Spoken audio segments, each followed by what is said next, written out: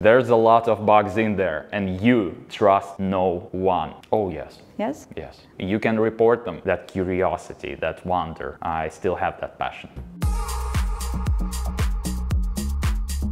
Hi, I'm Anna Osipova from Sperasoft, and today I'm glad to introduce to you our guest, Petr Otchanashev. He is a QA engineer on our big lovely project, one of the most popular sports simulator in the world. Hi, Petr.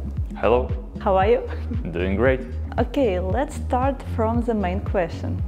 Petr, tell me, why testing? How did you come to it when you decided to become a tester? It all happened very spontaneously. I was just living my life, and then somehow I got myself involved with a few closed beta testings. It's more about playing a game or to be a quality engineer? That depends on how much you can handle. Some people get those invites for the playtest sessions. They see how the game feels, if it's fun to play, and some like to push it to the limit and see the vulnerabilities of the game, maybe try to crash it a few times, spawn a lot of items and see how the game engine handles that.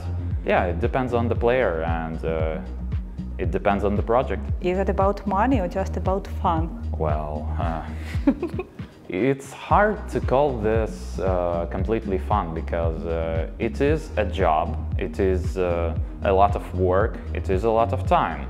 So it should be paid accordingly. Can you tell us what is your first paid job? Was it my first job in game development or was it my first job ever? First job ever. I always tell I was a landscape designer, but in reality I was raking the weeds in my hometown's factory. Wow. It got me some pocket money. Was your first job as a tester at Sperasoft? Yeah, my first paid job as a tester was at Sperasoft. I was in a few closed beta testings before that, but I was always a volunteer worker. How hard was to pass the interview in Sperasoft? I heard that it's rather tough in Sperasoft. Is it true? I wouldn't call it necessarily too difficult, and I wouldn't necessarily call it easy. Many people, they come to game development with this picture in their minds of playing games for a living, just the way you play games in the evening. But it's not quite like that. It takes discipline, it takes mental resources, it takes some thoughts to be put into your job. You have to know some theory, you have to know how to apply it in practice. Did you know about this when you were at your interview? Well, I can't say I completely knew what I was getting myself into because I was applying for another job in game development, but I got offered the position and I passed the interview to my own surprise. I did not see myself doing this for a living when I was passing that interview, but I was asked about theory, I was asked to do a test task, and I landed the job. Great. Yeah. I'm happy. So am I. So am I. Almost 5 years later. Yes. Still here. What do you think, what should an applicant know to get a tester job? First thing is to learn some testing theory, like what is positive testing, what is negative testing, what is value boundary analysis maybe. Are you talking about university or self-education? I'd say self-education. All of this information is free to find on the internet at the time of recording this interview, so it's all Googleable. It's not hard to find it, yeah? Yeah, testing theory.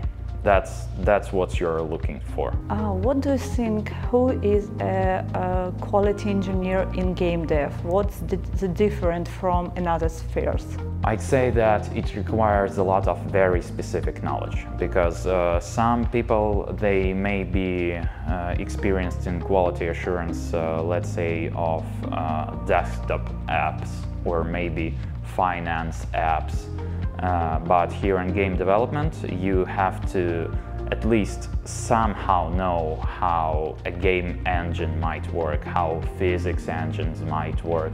You have to know their weak spots to spot them and to describe them. So I think it's impossible to become a tester without experience as a player. Oh yes.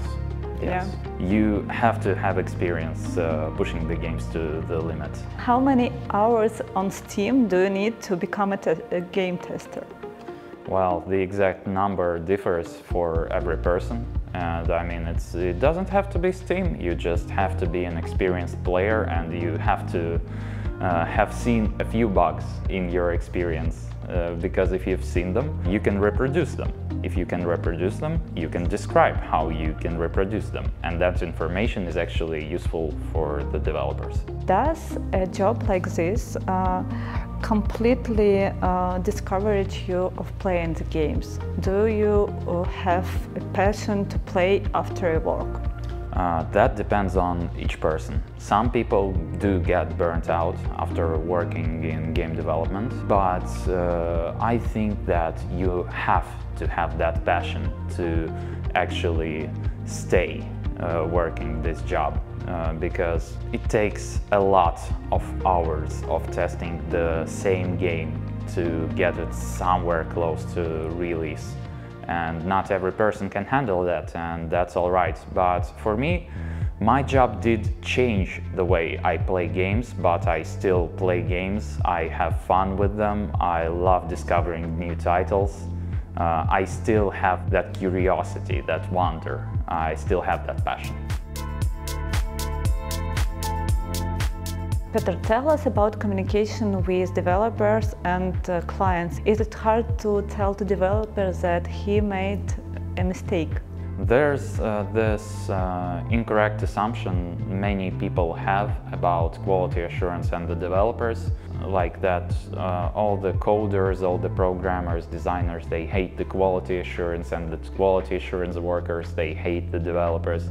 But I think it's incorrect. I think it is a symbiotic and a very productive relationship that you need to value, because without quality assurance, the developers don't have the time to tackle as many tasks as they need to get the game released. They can only test their product one way, which might be the intended way. And without developers making mistakes, we wouldn't have a job. So, yeah, it is a symbiotic relationship. We help each other be better, and we help the product be better. As I understand, without quality engineer, impossible to make a really good game. You can make a very small-scale project. Like if you're making a very simple puzzle game, you can test it yourself, yes, but in a AAA studio, no chance. What do you think, what's the main goal of work of quality engineer? As I understand now, to break the game. That's one of the tasks. Oh. We actually have a lot of objectives that we're trying to reach. It depends on the type of tasks that you're given. For example, sometimes the developers may want feedback from the quality assurance workers. It may be a playtest session. It may be like personal opinion on the way the game looks, feels, plays. But yeah, like the most prioritized goal of a quality assurance worker is to find all the crashes, all the vulnerabilities, all the way that a game can be broken beyond repair. What is the hardest part of work of tester? I'd say you have to be resistant to routine. You will have to do a lot of things again and again and again and again just to make sure it works. Even the stuff that you already checked like 3 to 4 times. And that's to all the aspiring quality engineers out there. Trust no one, not even yourself. You have to recheck it. You have to do a lot of testing. Like there's this thing called regression testing, where you launch a part of the game that has been tested like 5 times already, and you still look at it after an update, because sometimes an updated part may break something in an entirely different section of the game, like not the thing that was updated. You have to look at it, you have to be ready for it, and you have to deal with it, basically. Like, you should not be afraid of it, it's a part of your job. What was the most challenging technical task in your career? Learning football rules. Tell me about a cool bug. Not sure I can disclose mine, but I have just the story.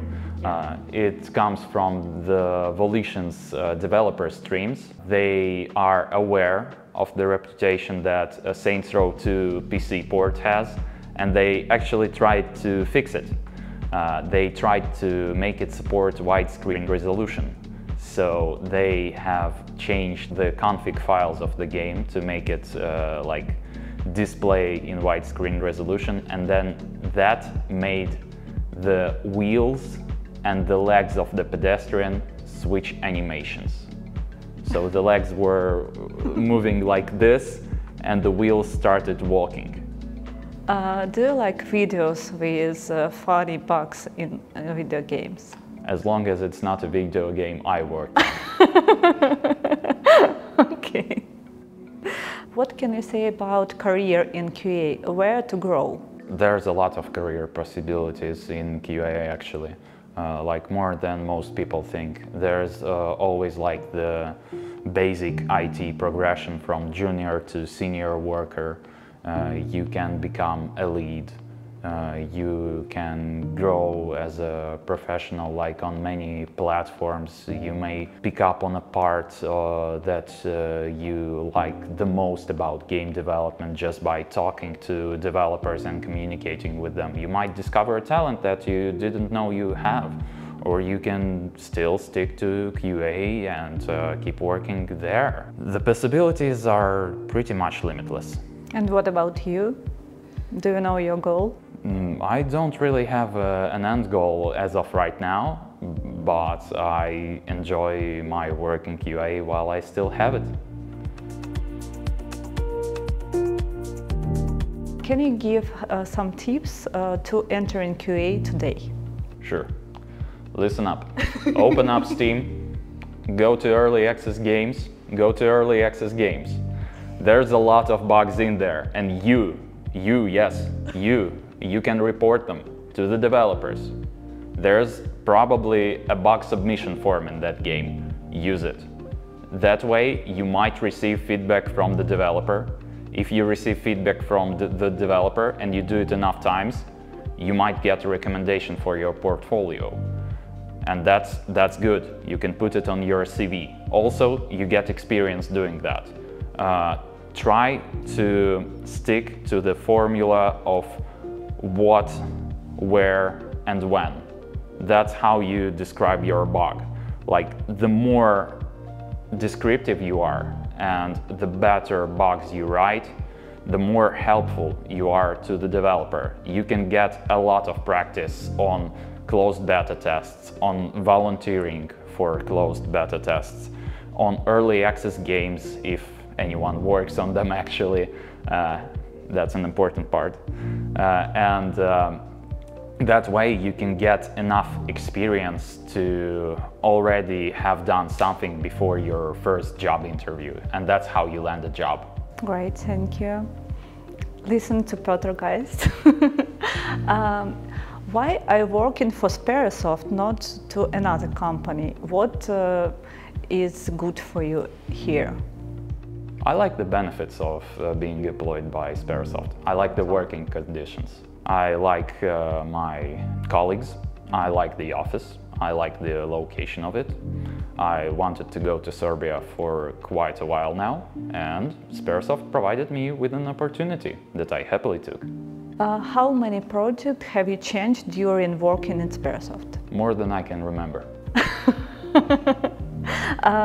Was it different genres of games? Oh, yes. Yes? Yes. And can you tell us a little bit about genres? Sure. It's always good to have experience in a genre that you're testing. I happen to be most experienced in testing first-person shooters, but you don't always choose your project. They might need people at, let's say, strategy games, it may be mobile games, it may be puzzle games, and you have to adapt, you have to be ready for that.